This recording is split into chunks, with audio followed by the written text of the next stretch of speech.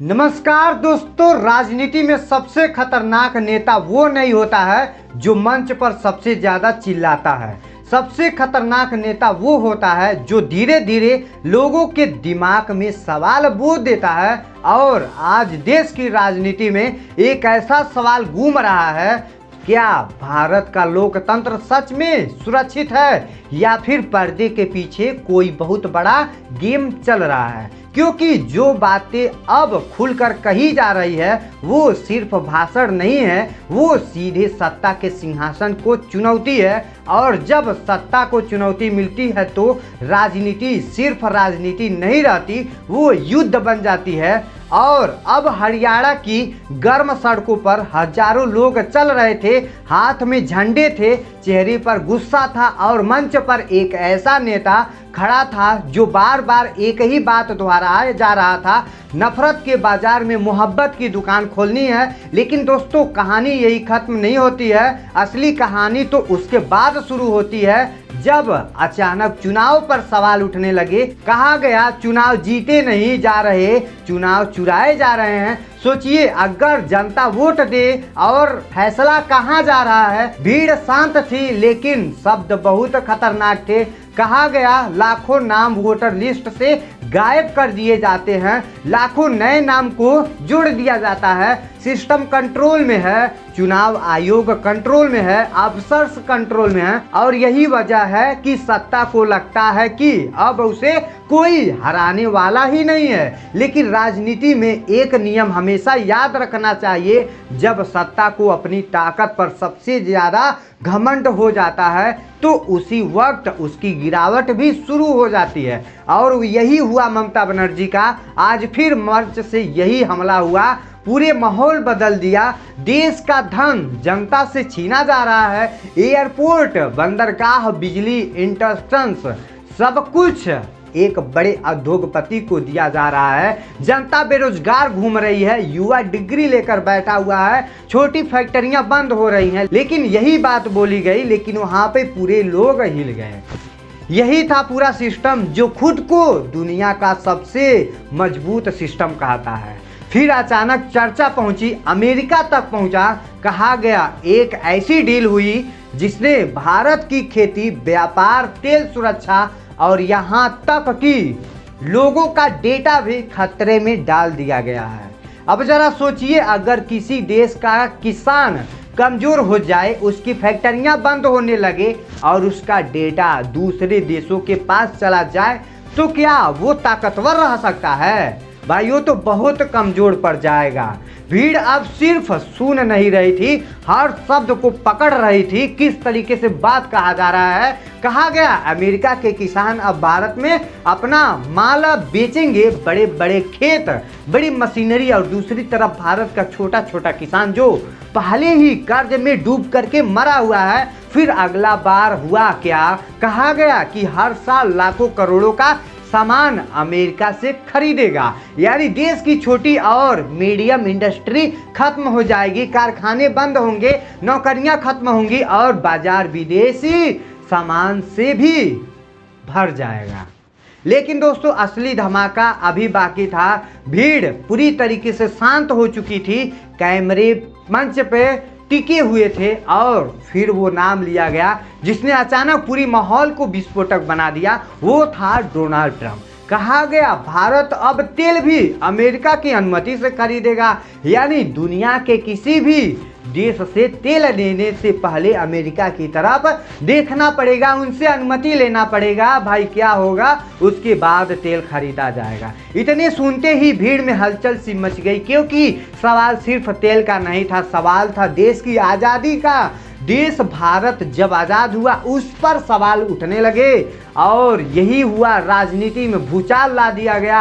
और नरेंद्र मोदी अब स्वतंत्र फैसले नहीं ले सकते। दोस्तों, राजनीति में शब्द गोलियां से ज़्यादा खतरनाक चुभती हैं। और जब मंच से कहा जाए कि देश का प्रधानमंत्री दबाव में है तो समझ जाइए देश भी बहुत बुरी खतरे में फंस चुका है। लेकिन असली विस्फोट अभी बाकी था, क्योंकि अब बात सिर्फ राजनीति की नहीं रहने वाली थी, अब कहानी पहुंचने वाली थी उन फाइलों तक जिसका नाम सुनते ही दुनिया के बड़े बड़े नेता घबरा जाते हैं। और फिर मंच पर अचानक एक ऐसा नाम लिया गया जिसने पूरी दुनिया की राजनीति में तूफान मचा दिया है, और वह था एप्स्टीन फाइल। जैसे ही ये नाम बोला गया भीड़ में सन्नाटा छा गया, क्योंकि ये सिर्फ कोई फाइल नहीं थी, वो यह रहस्य था जिसके बारे में कहा जाता है कि उनमें दुनिया के बड़े बड़े नेता भी, कारोबारी और ताकतवर लोगों का भी राज उसमें छिपा हुआ है।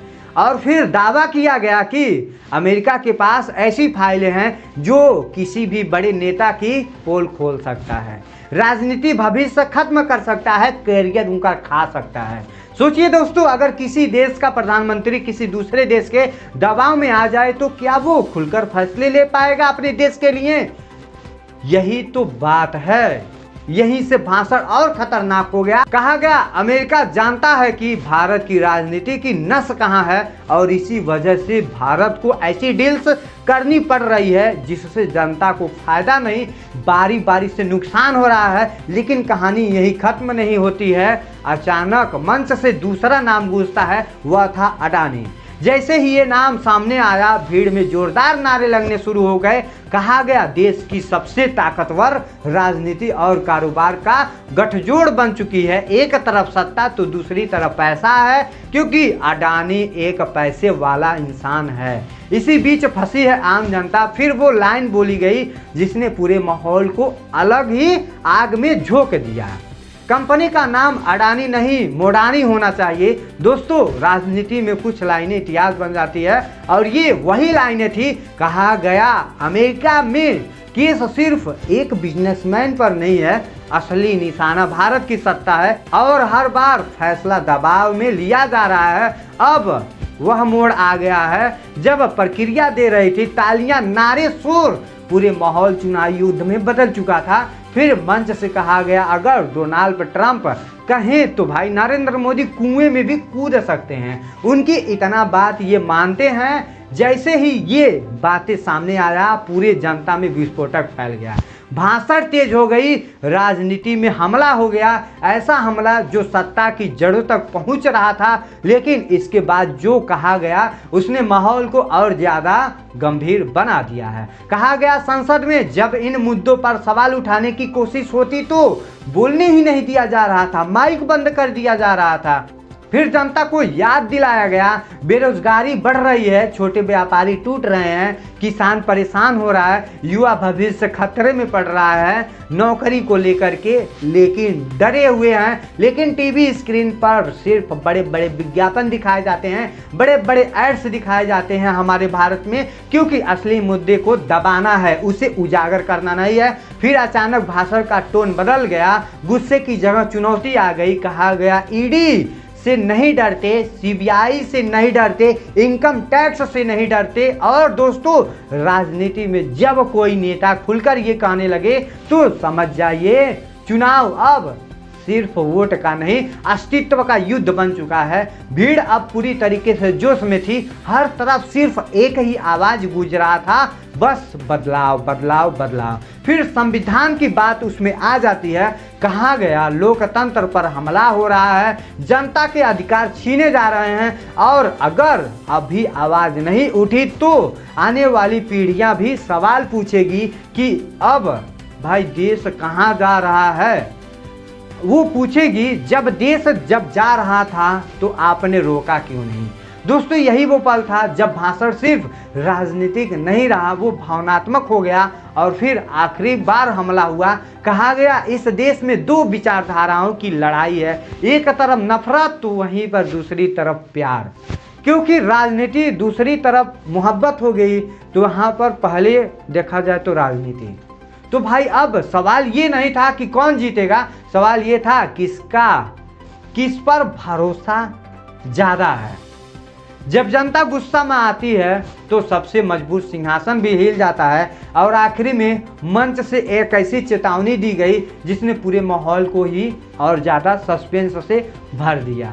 आज सत्ता मजबूत दिख रही है, लेकिन जनता जब फैसला करती है तो वक्त बदलते देर नहीं लगती। दोस्तों, राजनीति में तूफान आने से पहले हमेशा सन्नाटा होता है और इस वक्त देश की राजनीति उसी सन्नाटे के बीच खड़ी है। अब देखना सिर्फ ये होगा कि इतना है कि विस्फोट अब कब होगा। तो इसी के साथ वीडियो को समाप्त करते हैं। तो आई होप आपको यह इन्फॉर्मेशन अच्छा लगा होगा। जबकि बीजेपी सरकार में इतनी घटिया काम किए जा रहे हैं, इस देश से लगाए उस देश तक, तो आप सब भी कमेंट में बताइएगा आपके देखने में बीजेपी सरकार अच्छा है या कांग्रेस। कमेंट में बताइएगा। जय हिंद, जय भारत।